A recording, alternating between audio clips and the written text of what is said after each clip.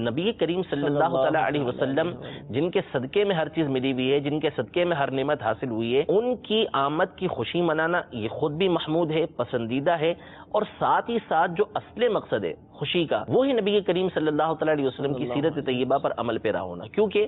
علماء نے اس بات کو واضح الفاظ میں بیان کیا ہے کہ حضور سرور دو عالم صلی اللہ تعالیٰ علیہ وسلم کی سیرت طیبہ جو ہم سنتے ہیں، آپ کے اخلاق حمیدہ جو ہم سنتے ہیں، آپ کی پیاری پیاری صورت کے بارے میں جو ہم سنتے ہیں، ان تمام کا جو مقصد اصلی ہے وہ یہ ہے کہ ہمارے دل میں نبی کریم صلی اللہ تعالیٰ علیہ وسلم کی محبت بڑھے. جب ہم آقا علیہ الصلوۃ والسلام کے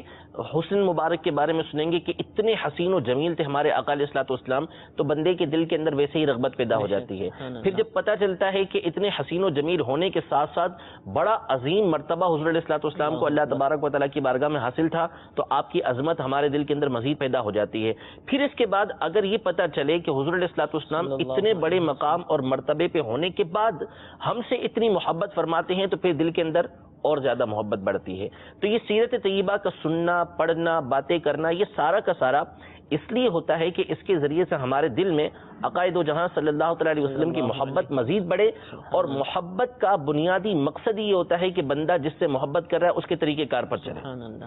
اس کی محبت کامل اور سچی اسی صورت میں ہے جبکہ وہ اپنے محبوب کے تابع ہو، اپنے محبوب کے طریقے کار پر چلے. تو نبی کریم صلی اللہ تعالیٰ علیہ وآلہ وسلم کی آمد کی خوشیاں منانا، آپ علیہ الصلوۃ والسلام کی سیرت طیبہ کو بیان کرنا، آپ علیہ الصلوۃ والسلام کا میلاد منانا، یہ تمام کا تمام اس کا بنیادی مقصد یہ ہے کہ ہم نبی کریم صلی اللہ تعالیٰ علیہ وسلم کے طریقے کار پر چلیں، اپنے دل کے اندر محبت کو مزید بڑھائیں، اور آپ علیہ الصلوۃ والسلام کا جو طریقہ کار ہے اس